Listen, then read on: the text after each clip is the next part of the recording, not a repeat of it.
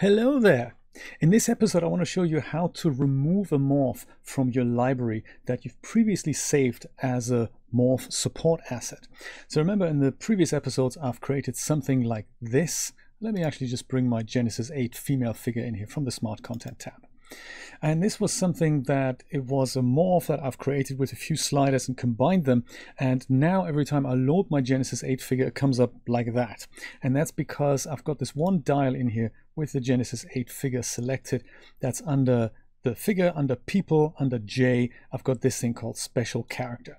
That's the morph, and I had set it so that it's on by default, as if my character always needs to look like that. Well, perhaps I've changed my mind, perhaps I want a different morph to be the default morph, whatever. Also remember that when I saved it, I went over to File, Save As, Support Asset, Morph Asset, and when I clicked that, this little dialog box here came up. And in here, and I'm bringing this up for a reason, I've chosen people, and there's J, and I've literally ticked this one box, and then I gave it all these details and hit accept. So this is important because we need to go to this location at where this morph is saved and just delete it, and then the morph will no longer come up when I load my figure in.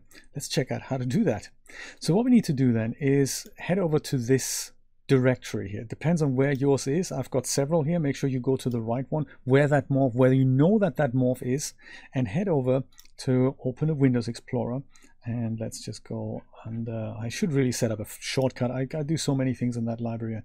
I never do that. So I'm just under users, public documents, and there's that folder. So my DAZ 3D library is exactly this folder here. That is that folder that we're looking at in the Explorer now.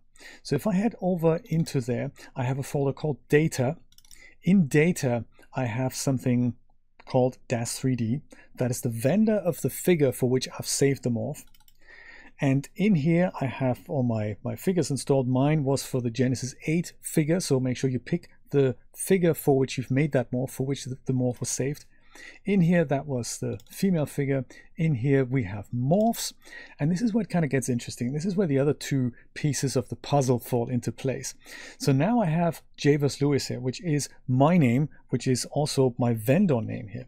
Yours will be different unless we're all called Javers Lewis, which I think we're not, but just to be on the safe side here, make sure you find your vendor name here. In here, you then find something called product, which also corresponds to this. So that would be, in an ideal world, the name of the product that you've created that this morph asset is part of.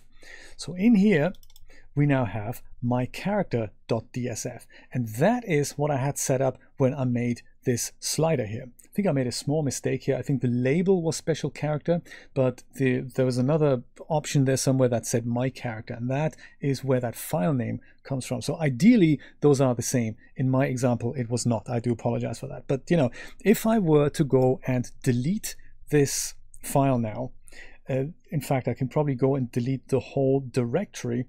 I can just delete the file, or I can just go up here and delete the whole Javers Lewis directory because we have nothing in it anymore. So I know I can do that.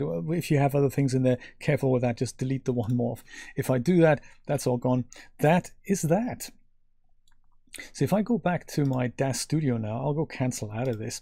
This is not going to take effect unless I load up my Genesis figure again. So let's see if my theory is correct. I'll go and delete Genesis 8 out of here, and then I'll go back to load another figure, and it should now come up without that morph because that morph no longer exists. Haha, I was right. Yes.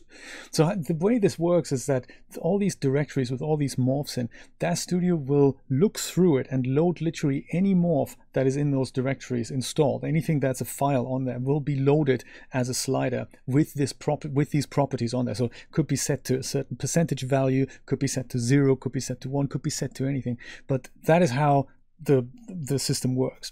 So by just removing the file, DAZ no longer loads it, and therefore there's no dial there anymore. And that is how you remove a morph that you've previously created for DAZ Studio. I hope this was helpful. If you like this video, then of course, please share it with friends, family, and total strangers. And I'll see you in the next episode. Bye-bye.